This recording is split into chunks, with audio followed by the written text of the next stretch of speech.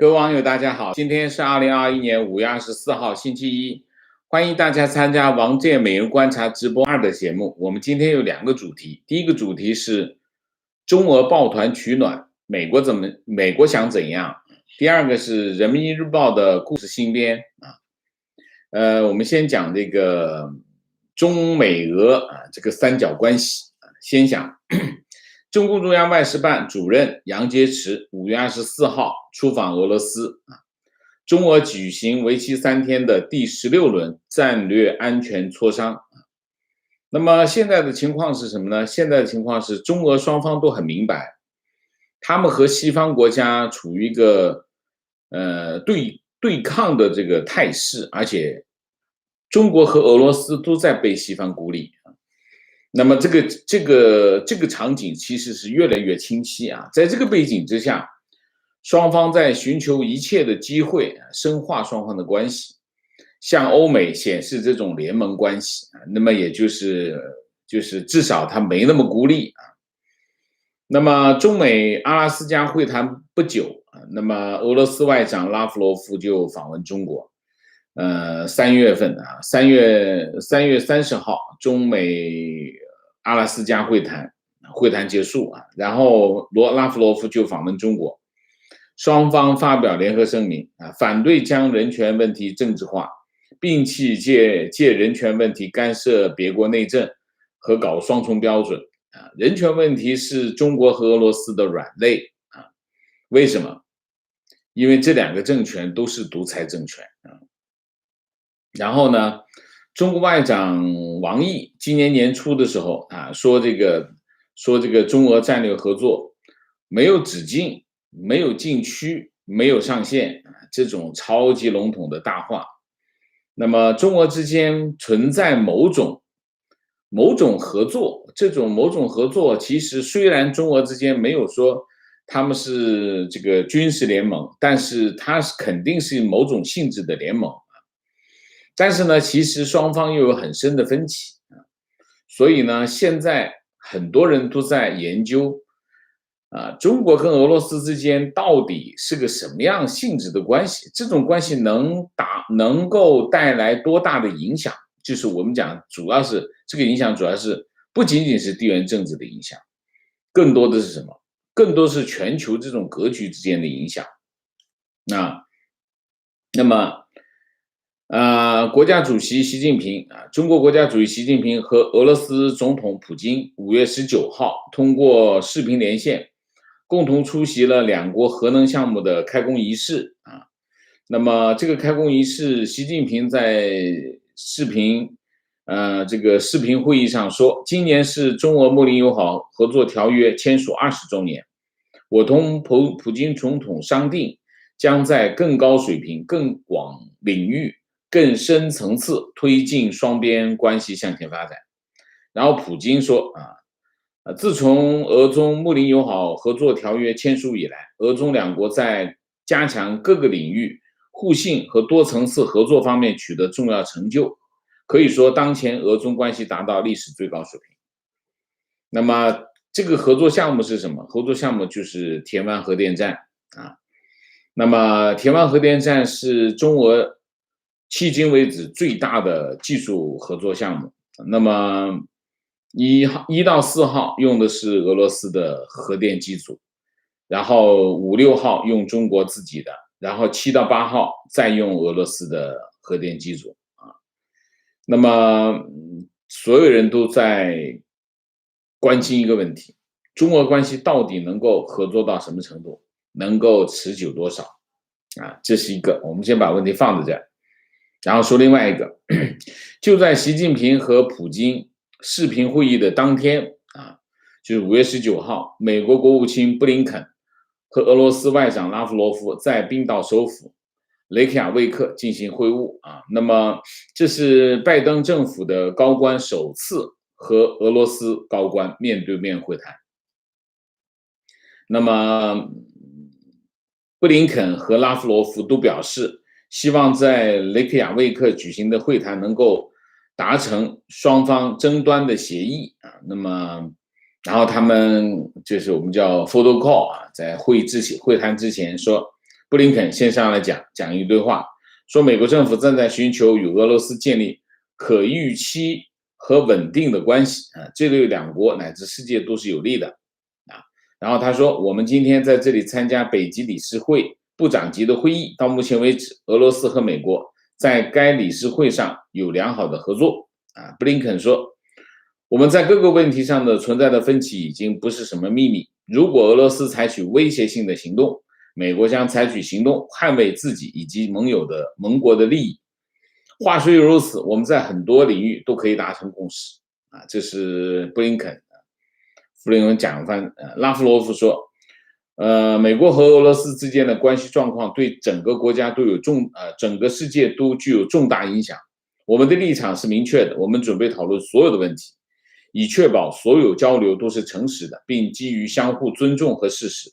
我们的目标是建立桥梁并达成协议。然后在此之前，其实双方已经过了一把招了，就比如说拉夫罗夫警告西方不要争夺北极我们有责任确保我们北极海岸的安全。我再次重申，这是我们的土地和水域。布林肯也说说这个俄罗斯在北极地区采取的军事行动令人担忧希望避免将北极地区军事化。他说，俄方如果采取针对美国和盟友的利益，即采取进攻行动，美国将采取措施反制就双方其实还是态度还是很强硬然后最新消息，美国国家安全顾问苏利文和俄国国家安全委员会国家安全会议秘书长帕特鲁舍夫5月24号在日内瓦瑞士日内瓦进行会谈，磋商了一系列的问题，重点是战略稳定。双方都表示为美国总统拜登和俄罗斯总统普京可能举行的高峰会谈做准备。那么白宫表示，两个人的会谈是计划中的美俄峰会准备工作的重要一步，有关峰会的日期和地点将在稍后公布那么应该可以确定的是，拜登和普京的首次峰会将会在瑞士进行那么美国的一个先遣代表团已经抵达日内瓦，然后有一些人已经看到一架不同寻常的美国货机降落在日内瓦机场白宫说，双方表示有信心在若干领域寻找彼此都能接受的解决方案。双方也指出，美俄关系正常化符合两国利益。好，问题来了，美俄首脑峰会到底意味着什么我们来看一篇文章。这不是双方要在瑞士会谈吗那么瑞士苏黎世报刊登了瑞士苏黎世联邦理工学院安全研究中心的学者叫卡尔森的一篇文章这个文章叫中国龙和俄罗斯熊共舞这篇文章是这么说，他说拜登政府对中国和俄罗斯采取了双重战略，一方面拜登政府在各方共同关心的话题上寻求合作，另一方面美国又要限制这两个大国的影响力所以为了实现这个战略，美国需要依赖包括跨大西洋伙伴在内的盟友的协助一跨太平洋其实就是讲的就是欧洲了那么文章说，最近有越来越多的证据显示，在某些情况下，即便是一个大国美国也很难将其击败就更不用说是美国同时和中俄两国作战。为什么？因为最新近做的一系列的兵棋推演中，美国连同盟友无论是和中国还是俄罗斯交战，推演的结果都是美国领导的盟军一方遭受惨败不知道他这哪来的这个结果显示，保卫台湾避免受到可能来自中国大陆的武力攻击将会变得越来越困难同时北约也可能在和俄罗斯争夺波罗的海国家的战争中失败这是这个结论不知道怎么实现得出来的他说，文章说，美国及其欧洲盟友在应对地缘政治现实方面面对不同的选项。那么，一些观察人士主张改善美俄关系，防止莫斯科与中国的关系变得过于亲密。他们认为，从长远来看，美国甚至可以让俄罗斯参与反中联盟。他们当中很多人认为，美国应该从欧洲撤军，集中精力于亚洲，并让欧洲人自己维护欧洲安全。欧洲人很不喜欢这个故事事实上，西方国家的决策者们应该寻求遏制中俄两个国家扩大合作伙伴关系的可能性但就眼前来说，成功的可能性并不大，因为中俄两国都非常重视，并且不愿意放弃相互之间的伙伴关系。那么，拜登总统承诺加强同盟之间的合作，并且表明他准备在不同的问题上对抗中俄两国。欧洲盟国赞扬美国对跨大西洋关系做出的新承诺，但是在涉及中俄两国的问题上采取联合行动并不容易那么文章最后说，中国的崛起将迫使美国在未来一些年将重点放在亚洲。美国将继续支持欧盟，但欧洲国家可以通过增加国防开支，并通过在北约中更多的参与，确保欧洲安全，为未来为跨大西洋伙伴关系做出重要贡献。这篇文章讲的这个我们把这一系列的事件放在一起，我们来进行分析分析什么？分析中美关系、美俄关系，这个在中美关系当中，美俄关系扮演的角色，以及中俄之间的关系扮演的角色，我们来分析一下这个。这是个非常经典的地缘政治那我们先讲第一点，讲中国和西方的对立与俄罗斯与西方的对立他们有什么共同点？他们有什么不一样那么毫无疑问，他们共同点都是什么？都是中国也好，俄罗斯也好，他们和西方发生的冲突，或者发生的对立，或者发生的对抗，都源自于中国也好，俄罗斯也好的扩张政策。这是他们的共性那么中国的一带一路的对外扩张，以及俄罗斯对乌克兰的这种扩张导致了中国以及俄罗斯和西方世界的这种对抗或者是对立，这是第一点。但是呢，双方的这种对抗性质是不一样那么中国和西方的对抗更多的源自于什么？更多的源自于意识形态。所以他们的对抗，这种中国和西方之间的对抗是什么性质？是全球战略性质这是一个，这是重点。俄罗斯跟西方国家的对抗源自于什么？主要还是源自于地缘政治那你比如说像乌克兰，像北约北约东扩，那么乌克兰这个克里米亚半岛那么俄罗斯占领克里米亚半岛等等，它主要还是集中在地缘政治范畴，所以定位不同，取向也不一样这是第一点。第二点，我们讲讲中国跟俄罗斯的关系。中国跟俄罗斯的关系，毫无疑问，他们是双方是共同需要。俄罗斯需要中国需要中国干什么？需要中国做两件事：第一个买单第二个作为一个战略支撑它都是跟西方对抗那么中国也需要俄罗斯，为什么？中国需要俄罗斯的武器，那么中国需要俄罗斯的战略支撑，所以首先双方是战略上需要合作那么目标是什么？和西方对抗这是第一个。第二个，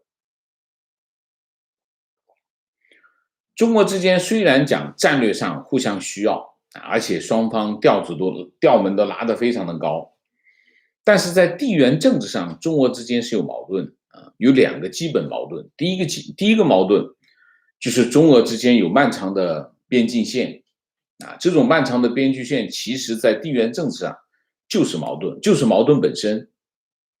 边境线两国关系，只要双方有边境线，边境线越长，双方的战略性的矛盾越大任何一个地缘政治都是这样的关系这是第一条。第二条，中国对外扩张的战略包括像“一带一路”都触及到了俄罗斯的传统的势力范围，所以中俄双方其实在这一点上是有矛盾的所以它不是中俄之间并不是铁板一块，他们也有矛盾，这是第二。第三，那么对中国来说，俄罗斯的主要利益，一个是什么？一个是武器，一个是能源那么对于俄罗斯来说，它的主要利益是什么？主要利益就是钱。第二个是什么？第二个还是钱。所以双方之间其实是利益的结合第三个，中国跟俄罗斯之间还有一个关系，什么关系？历史的关系双方是世仇打了很多年一直都在打仗那么又互相瞧不上，俄罗斯人瞧不上中国人，中国人也瞧不上俄罗斯人，所以一有机会呢就要搞一下中国之间就是这样一有机会就要搞一下这是中国跟俄罗斯的关系第二个，历史和现实第三个，历史和现实。那么历史是什么？历史就是冷战冷战期间，美国拉拢中国，那么抗衡苏联那么这也是中美建交的原因，就是美国要拉拢中国抗衡苏联，否则中美之间是不会建交的那么当然这是一个非常大胆的一个假设，所以中美之间解除了双方的对抗的状态之后实际上苏联就面对2个战略方向的压力，一个是欧洲战略方向的压力，另外一个是什么？另外一个就是中国。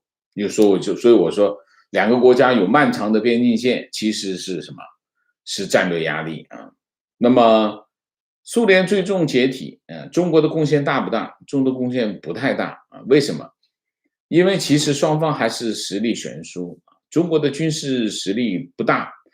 那个时候虽然中美之间关系慢慢的靠近，但是美国对中国其实还是一直保持这种警惕的状态这种意识形态这种对立还是警惕的状态，所以美国并没有大规模的援助中国，所以实际上中国那个时候还是非常的跟苏联相比，中国的实力还是差非常的大。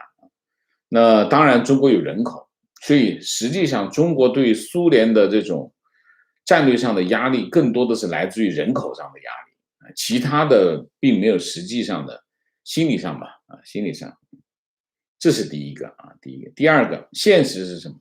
现实就是川普总统在之前曾经有一个构想这个构想不知道是真是假，反正大家都在这么说说拜登总统想下一盘大棋这个大棋是什么？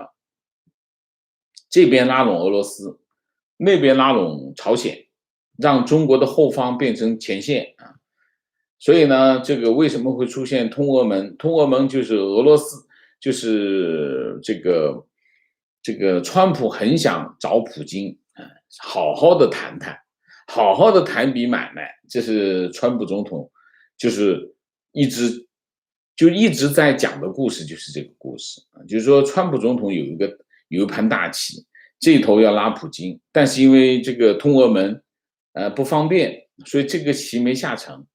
但是另外一个棋的确下成了，就是这个川普总统见了2次这个金正恩，到最后一次就川普总统一甩袖子就走了，把金正恩给晾在那儿那么现在的问题是什么？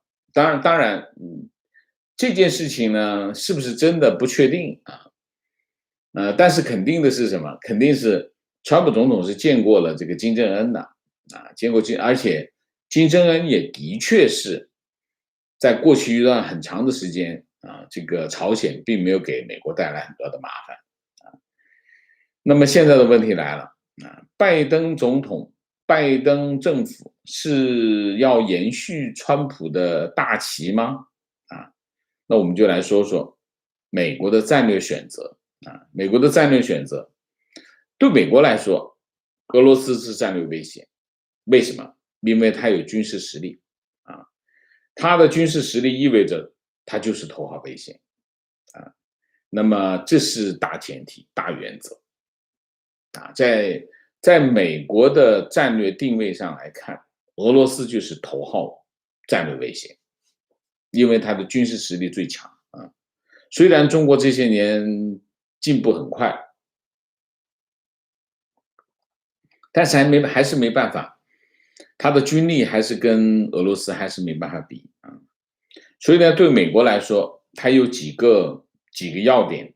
第一个要点，稳住俄罗斯不管任何情况下，不管他想干什么，不管美国的战略选择是什么，或者战略方向是什么，首先稳住俄罗斯，防止俄罗斯失去控制那么这是美国现在你可以看到布林肯见这拉夫罗夫，然后拜登总统要去和普京见面拜登总统说要见普京已经讲了很长时间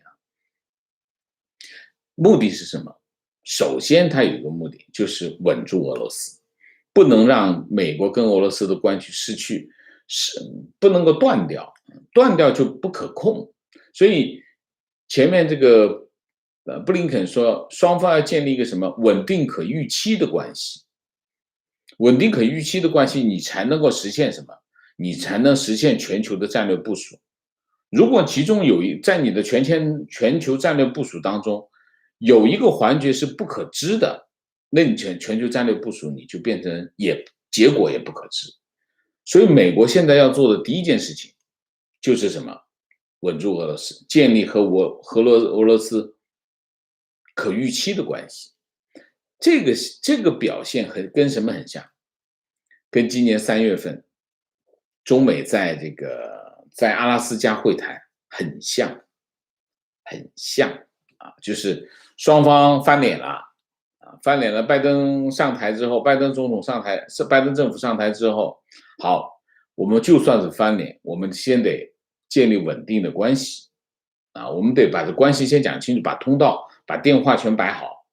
真的需要打电话的时候有人接就像最近美国说美国国防部长打电话给中国，中国连电话都不接双方已经到了一个这样的地步这是一个，就是说美国首先要在美国的战略选择当中，第一个要稳住俄罗斯建立双方稳定的关系这是第一个。第二个，美国可以和俄罗斯建立某种程度上的合作那么有2个目的第一个目的是什么？第一个目的就是实现美国的全球战略，它其实需要很多的战略支撑这是一个方面。但是最重要的是什么？最重要的还是要防止俄罗斯进一步和中国战略结盟就是如果美国要想办法阻止俄罗斯跟中国进一步的战略结盟，那他要先做第一步，建立某种程度的合作。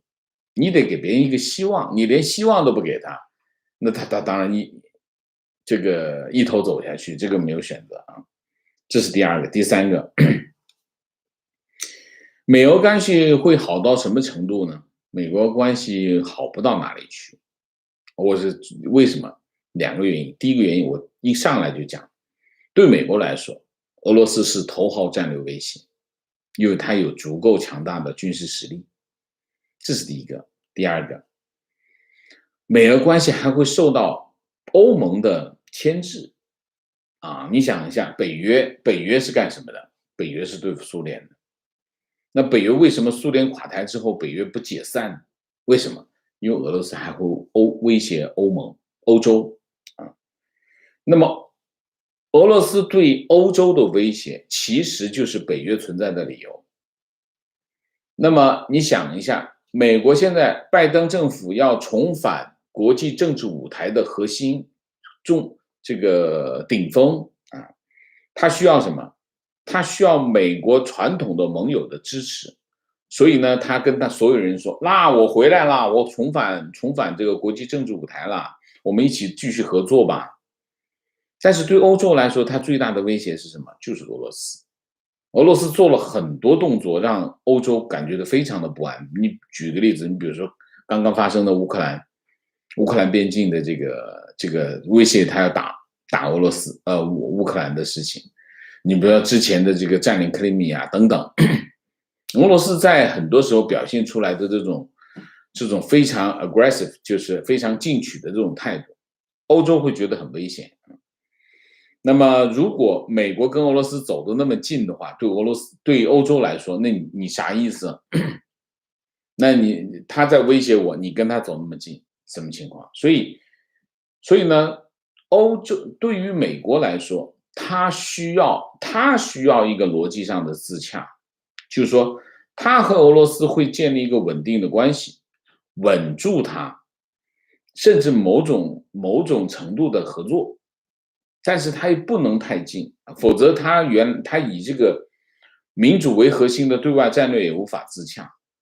你讲了半天，你说把民主放在我的对外政策的核心，看看你跟普京打那么热乎，能反映你的价值观吗？所以他没办法自洽。所以对美国来说，他的战略选择是什么？他的战略选择就是稳住俄罗斯，不管未来想做什么，先把俄罗斯稳住，然后防止俄罗斯和中国进一步的战略结盟。这是美国的选择。俄罗斯的机会，第五，俄罗斯的机会啊，中美交恶对俄罗斯来说是战略机遇啊，因为在此之前，俄罗斯成为西方国家的主要的战略目标，对付它。为什么？它占领克里米亚啊。那么，现在中美之间一翻脸，俄罗斯的机会来了啊，因为当中美一翻脸之后，双方都会想办法去争取俄罗斯啊。这是一个，就是对于俄罗斯来说，中美交恶是个机会，战略机遇啊。第二个，俄罗斯经济走下坡路，这是个大背景、大条件。俄罗斯经济越来越差啊，那么它的油价上不来，对他来说，现在油价起来一点，对他还好一点，油价一直在低位，对他来说非常的难受啊，这是大背景。第三个，俄罗斯既想缓和与美国的关系，目的是什么？目的是放松对他的制裁啊，就是说俄罗斯所有的工作对美的工作只有一个，希望美国放松对待的制裁，因为这个制裁对他影响非常的大。那么同时，俄罗斯又想得到来自中国的订单啊，复苏它的经济，所以他两件事都想要，所以他想左右逢源，又打又拉。但是他有自己单独的战略目标，他自己单独的战略目标没有别的，就是重新找回他的战略大国地位。虽然他现在已经不存在，他已经沦落为第二流的国家。所以现在对俄罗斯来说是个机会，所以拉夫罗夫很激动的跑到冰岛去和这个布林肯见面啊。那么普京现在也很愿意跟这个拜登会面，原因是这个。第六个，中国的取向，对中国来说，俄罗斯的战略支撑对中国非常重要。为什么？因为它被西方孤立。当他被西方孤立的时候，他能够得到的支持是非常有限的，特别是你看得过去靠谱的国家，现在没有几个靠谱的国家跟中国站在一起，所以俄罗斯对中国的战略支撑对中国非常重要啊，这是第一个。第二个，那么对俄罗斯来说，中国是俄罗斯的一个钱袋子啊，那么用各种方法弄点钱，中国也愿意付出代价。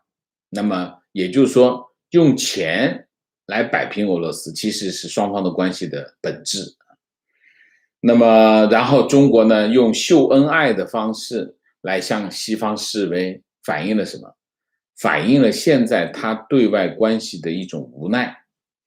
他的对外关系当中，他没有太多的牌，除了钱以外，啊，这就是总体的。我们可以看总结一下两点。第一点，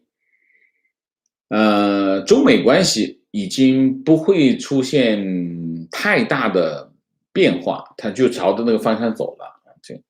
但是美俄关系是个变数啊，美俄关系是个在这个三角关系当中，中美俄这三角关系当中，美俄关系是个变数，这个中俄关系也有变数啊，中俄之间到底会走到什么程度？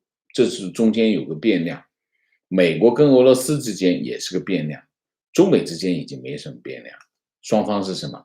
双方视对方为头号敌人，这个是没有改变，所以这个是不变的，变的是这两边。我们继续观察，好吗 ？OK， 那我们再讲第二个主题，人民日报的故事新编啊。今天是有一点意思啊，今天的人民网它有个大头条，讲红色，其实就讲红色。最近中国对红色的这个中共的这种传统啊，中共传统就是红色啊的宣传已经到了一个登峰造极的地步啊，所以一直头条都是红色，跟红色有关的东西。然后下面是什么？我念给大家听，看就是觉得有点意思啊。习近平同阮春福、鲁哈尼通话啊，习近平没事就打电话，现在啊。然后第二条，人民日报冒号历史和人民怎样选择了中国共产党啊，就开始讲故事了啊，这就故事新编，我们会讲这篇文章。然后再往下一条，汪洋冒号坚决守住不发生规模性反平的底线，哎，这一下就穿帮了吧？上面还说历史和人民选择了中国共产党，结果中国共产党就说我们要守住不发生规模性反平的底线，这共产党就干了这个啊！中共建政这么多年，还要要守住规模性反平的底线，然后红色又来了，董存瑞冒号舍身取义，刘胡兰冒号生的伟大，死的光荣啊！人民日报新华社就铺天盖地在讲这些故事，讲这些老故事，故事新编啊。那我现在讲一篇讲我们今天看的，我刚才讲的叫《历史和人民怎样选择了中国共产党》，这是篇蛮有意思的文章啊。就是说，你可以看啊，其实呢，中共一直在讲这个人民历史选择了中国共产党，意思就是我就历史的就赢了啊。然后还说人民选择了共产党，那其实鬼都知道啊，其实人民没有选择共产党，因为人民从来没投过票，你怎么去选择共产党？想选也没机会啊。那我们就看，我其实今天是想看看他现在的版本是怎么说。以前有很多版本，就关于这个议题啊，它有很多版本，很多说法。我们看看现在的说法是怎样。那他现在这样啊，就讲这个中共是怎么获得政权的啊？他原话是这么说，他说，抗日战争胜利后，国民党不顾社会各界反对，挑起全面内战，在进攻中国共产党的同时，压制进步声音，残害民主人士，导致零星零德，众叛亲离。1948年4月30日，中共中央在纪念5·1国际劳动节口号中提出，各民主党派、各人民团体、各社会贤达迅速召开政治协商会议，讨论并实现召集人民代表大会，成立民主联合政府。这个号召得到各民主党派、无党派人士和社会各界的热烈响应，揭开了中国共产党同各党派、各团体、各民族、各界人士协商建国的序幕。有没有讲过人民怎么选择？有没有讲历史怎么没有啊？然后他就说了说经历28年，历史给出结论，人民表明态度，只有中国共产党才能救中国，没有共产党就没有新中国。哎，这中间结论是怎么来的呢？没有，完全没有。就是你可以看一下哈，人民日报登的文章，这种理论性的文章，它完全没有逻辑，既没有逻辑，也没有事实，它直接就给出一个这样的结论。经历28年，历史给出结论，人民表态，怎么表态？人民怎么表的态？人民只有靠选票的表态，你没有靠选票怎么表态啊？中共是武装夺取政权啊，他自己也是这么说，全世界都知道，中共是靠武装夺取政权，这是铁一般的事实啊。这里面有人民什么事儿呢？人民没人民什么事儿啊。那么有历史什么事儿呢？历史是结果，从来没有历史的选择。历史选择是什么逻辑？历史是结果，结果再选择共产党，这逻辑上不自洽。好，这是第一个，在描述中共是怎么获得政权上面，既没有事实，也没有逻辑啊，不知道怎么出来的。好，这篇文章又在说什么？我们看看他怎么为自己辩护啊？关于大跃进和人民公社，他这么说，他说，经过全党和全国人民的艰苦奋斗，到1957年底，第一个5年计划的各项指标大幅度的超额完成。第一个5年计划期间，工业生产取得的成就，在旧中国无法想象。民族工商业者的代表人物荣毅人表示，5年计划开始了，一切实现的比梦想还快，多么令人鼓舞！没有共产党，不走社会主义道路，哪能有今天？这就是大跃进和人民公社，是这样的吗？为什么会饿死人呢？不就是因为有大跃进和人民公社才会饿死人啊？才有后来的大饥荒啊。好，我们看看他怎么说社会主义改造和大饥荒还有文革的啊。社会主义改造，这原文啊，社会主义改造基本完成后，我们党开始领导人民积极推进社会主义建设。在艰辛探索社会主义建设道路的过程中，虽然受到国际国内各种因素的影响，遭到了严重的挫折，但仍然取得独创性理论的成果和巨大成就，并最终依靠自己的力量纠正了错误。他都没有说自己犯了什么错误，他怎么去纠正了错误呢？找到了社会主义建设的正确道路，广大人民群众始终拥护中国共产党的领导，始终坚信自己的选择。这就是关于社会主义改造、关于大饥荒、关于文革的描述。你觉得有这么不要脸的吗？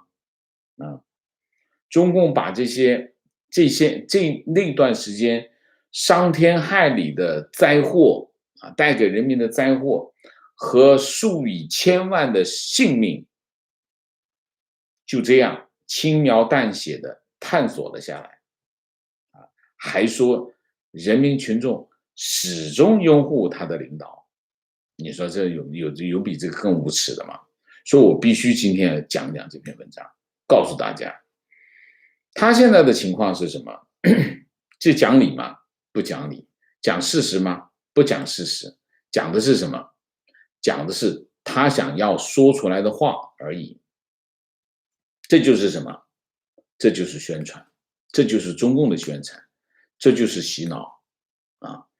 那么有一点基本的，就是你可以看到，你通过这些文字，你可以看出来2点。第一点，他们现在的水平越来越 low 了，真的啊，这个从理论水平到这个文字表达，到这个文章的组织水平，这粗制滥造，这第一个。第二个，有些东西呢，他讲不出来了啊，有些东西他讲不出来，编都没法编。我们讲故事新编，他没法编了，为什么？为什么没法编？因为有些东西已经大白于天下，他没法往下编，他就跳过去，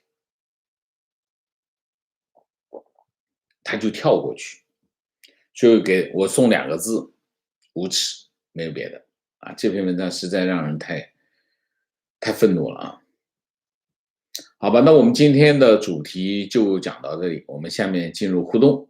进入互动之前，温馨提示，请大家点赞，请新来的网友订阅，请大家加入我们的会员，支持我们做更好的节目啊。那么鸣谢，好，我先鸣谢一个字幕组，我们现在有8名字幕组的成员，最近字幕组的工作非常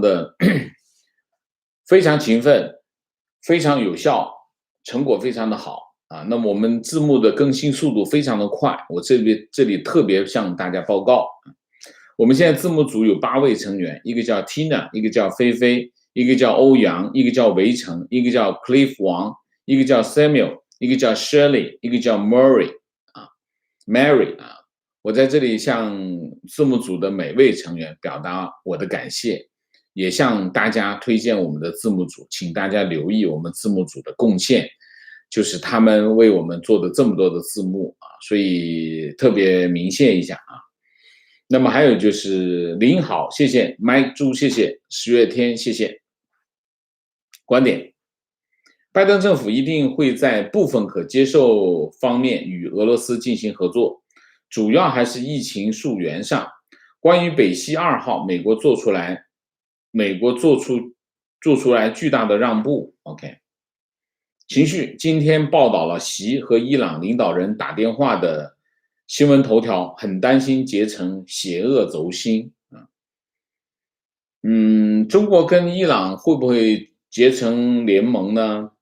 可能性不太大。为什么？中东其实很复杂啊，中东很复杂。中国很小心的和这个阿拉伯国家保持关系啊，为什么？因为中国的石油很多来自于中东啊，所以呢，中国跟伊朗的关系会比较近。比如说中俄之间，中国跟伊朗签了一个20年还是25年啊？20年还是我不记得是20年还是25年的一个合作协议啊。这个合作协议基本上是规模最大的一带一路的项目。伊朗被西方国家制裁，伊朗经济非常的惨，他需要支持。那么中国这个时候说，哎，我跟你合作，你给我石油，我帮你搞基建啊，就是一带一路，这就是一带一路的基本模式啊。那么，所以呢，双方其实建立了一个非常紧密的合作关系。但是在政治上呢，中国和伊朗呢又不会太高调。为什么？因为中国跟阿拉伯国家还是他需要阿拉伯国家，所以在这个问题上，大概的方向就是一个这样的方向。你说结成邪恶轴心这件事情，桌子底下我觉得不会有疑问啊，你担心的事情通常都会发生啊。观点：中国永远不可能和世界任何国家结成盟友，只是经济利益上的战略合作，非常对。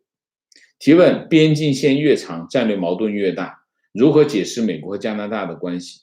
也很矛盾也有很多矛盾啊。美国跟加拿大的关系矛盾很深但是美国和加拿大又有非常重要的战略利益啊。第一个价值观的利益，第二个都是北约成员啊，第三个双方都是这个叫什么北美自贸区的成员，所以美国跟加拿大之间的关系就更多的还是加拿大让着美国啊，更多的是让着美国。那么但是呢，总的来说呢还是可以的，双方还是可以，但是就矛盾一定会有矛盾啊。讲没矛盾那是不是真的啊？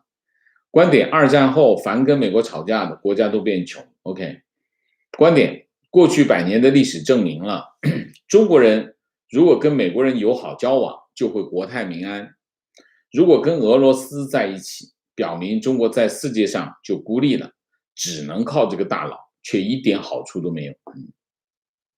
那是所有跟美国翻脸的国家都变穷了，这个是结论。观点：美国军队会败给中国，是基于冲突时不攻击中国本土的前提。也就是说，如果台海发生冲突，美国只攻击中国的空海军，而没有摧毁中国的飞弹和空海基地啊，把这个作为前提拿掉的话，结果会完全反过来。OK， 我不知道他的兵棋推演是怎么个推法。就以美国的军事实力，来看，说美国和盟国跟中国会打输掉，怎么打输的？睡着了吗？全睡着了吗？我不理解啊，我不知道他这个兵棋推演的条件是什么。刚才这个网友说的这个条件，也许是吧，因为我没看到那个兵棋推演的这个报告啊。提问：美国对中国的地缘政治实现完美包围，已经要拉上俄罗斯了，科技和晶片封杀也开始。王老师觉得下一步美国会做什么来进一步削弱中国的实力？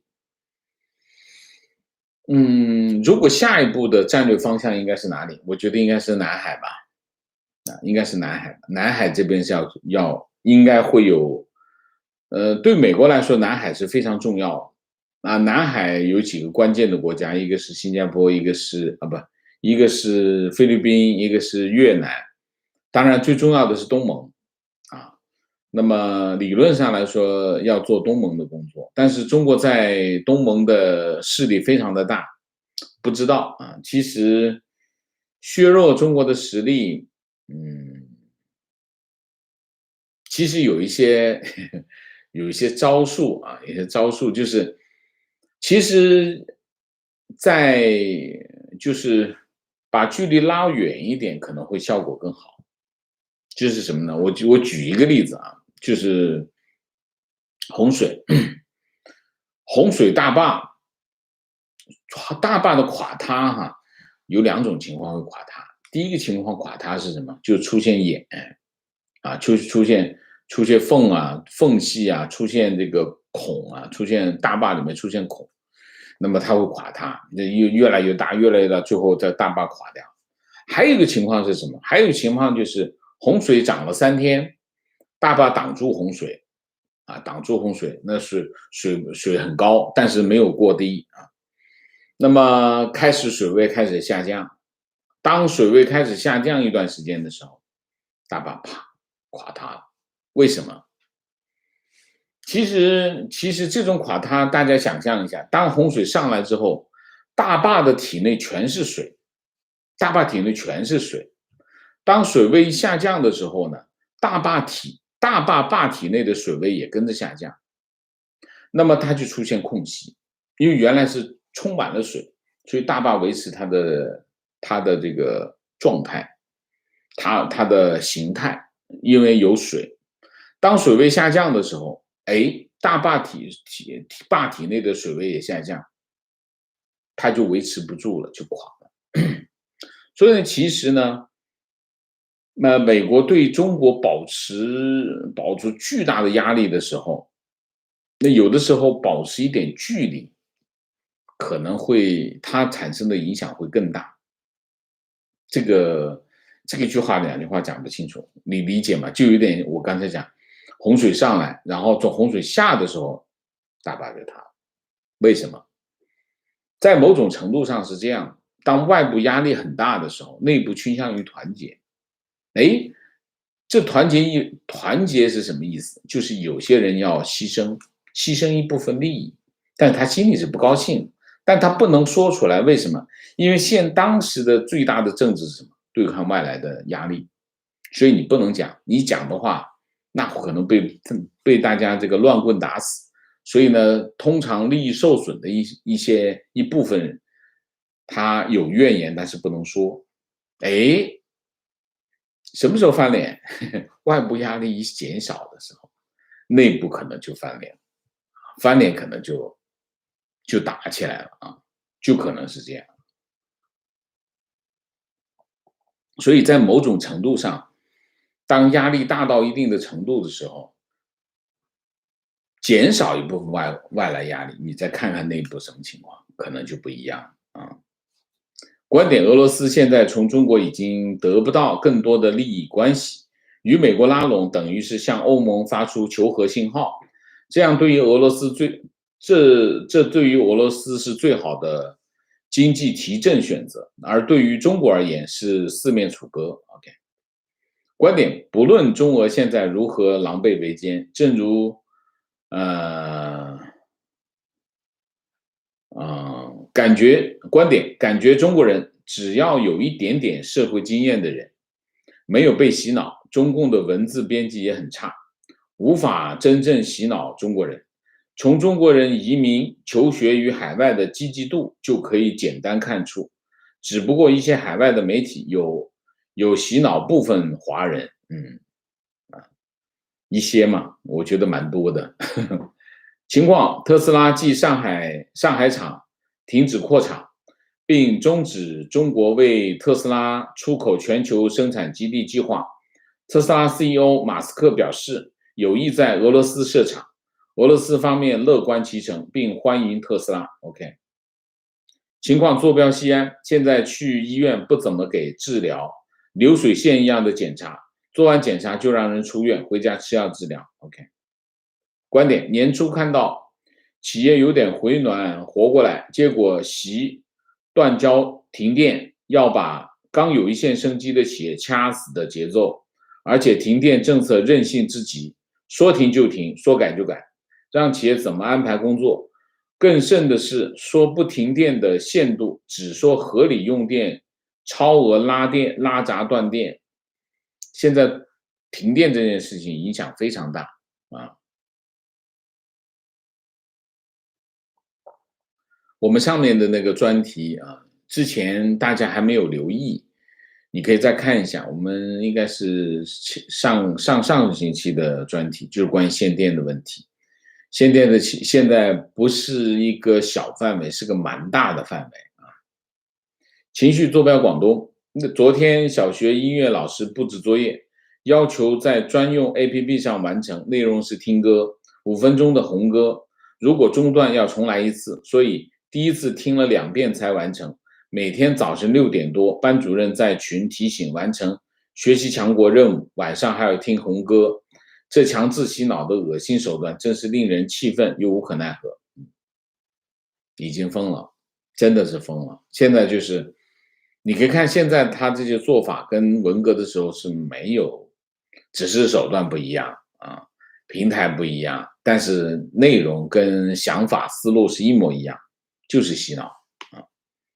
提问：在澳洲，身边很多朋友都不愿意看到批评中国的观点，每当看到批评，一种非条件反射禁止的反对观点就会涌上心头，自动的进入战斗模式。我理解这是洗脑后的一种思维路径依赖，他们也都不认为还在被洗脑，也都看到多角度的信息，但还是停留在这样的思维模式。不知道王老师对他们有什么建议？我没什么建议。很多人还是这种思维是什么？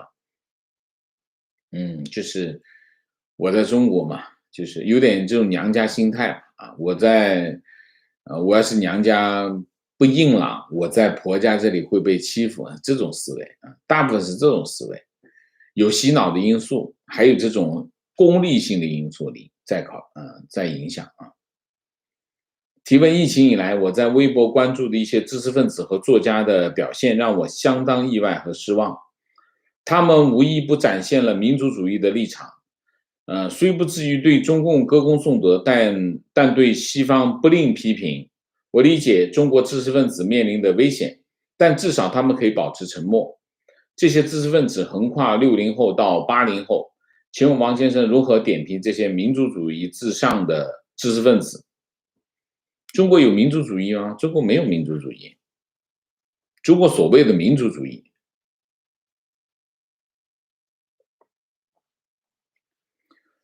中国的所谓的民族主义，其实就是中共的爱国主义。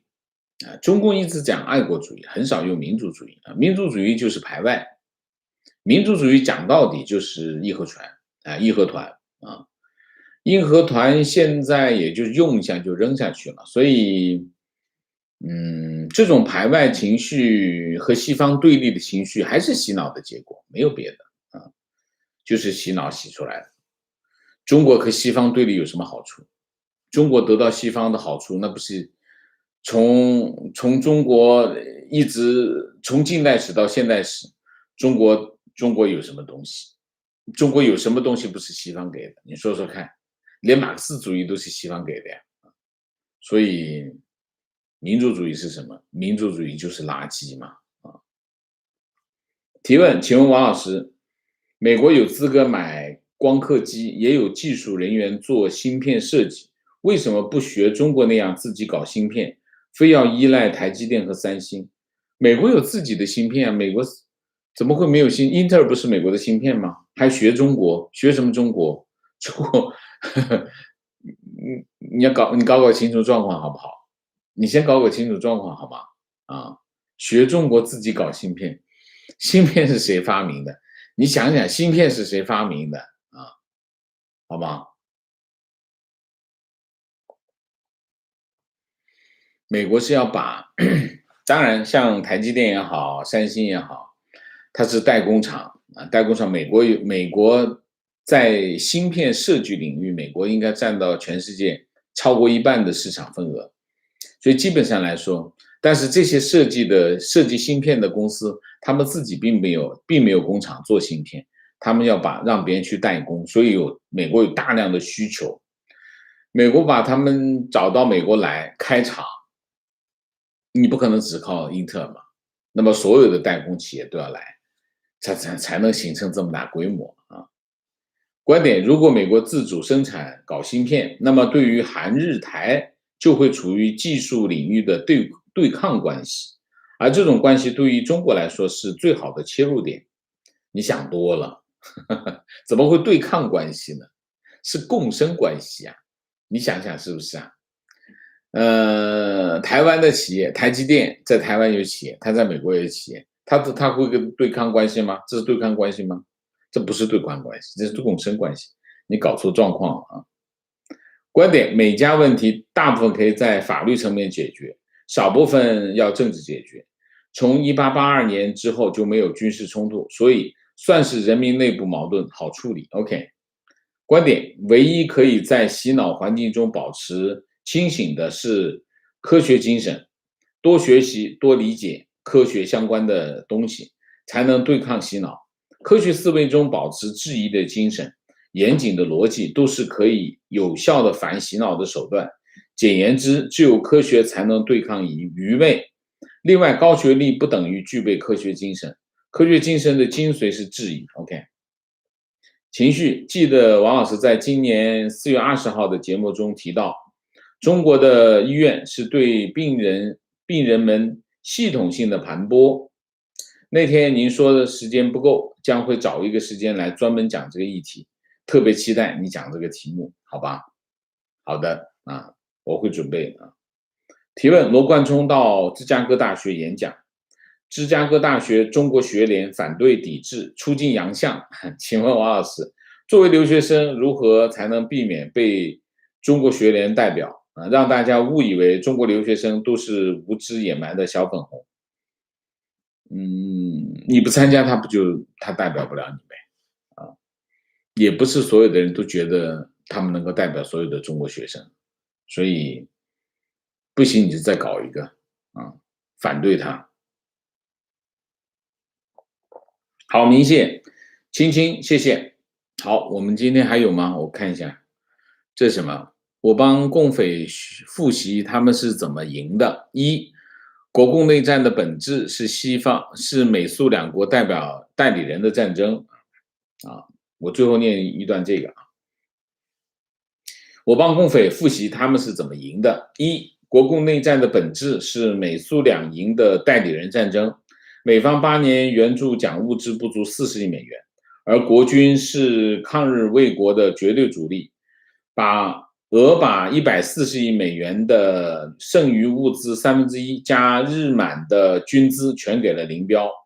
48年后，杜鲁门完全放弃了蒋，而斯大林一直帮到底。2. 从忽悠东北农民起，可以无限量的补充炮灰。3.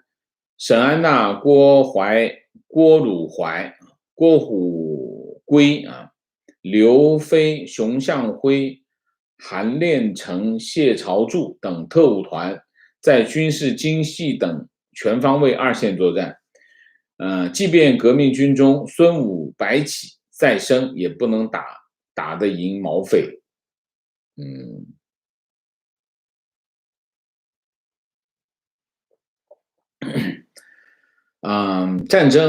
战争有输有赢啊，战争靠什么赢？战争其实还是靠战争物资，靠人，靠组织啊。那么也靠什么？靠理念，靠很多领域，很多方面会决定战争的结果。但是如果缺乏武器啊，缺乏必要的物资条件，打仗是不可能赢的。所以这是非常重要的一个条件。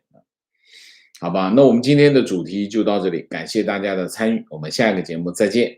在见之前，请大家点赞，请新来的网友订阅，请大家加入我们的会员，支持我们做更好的节目，做更好的自己。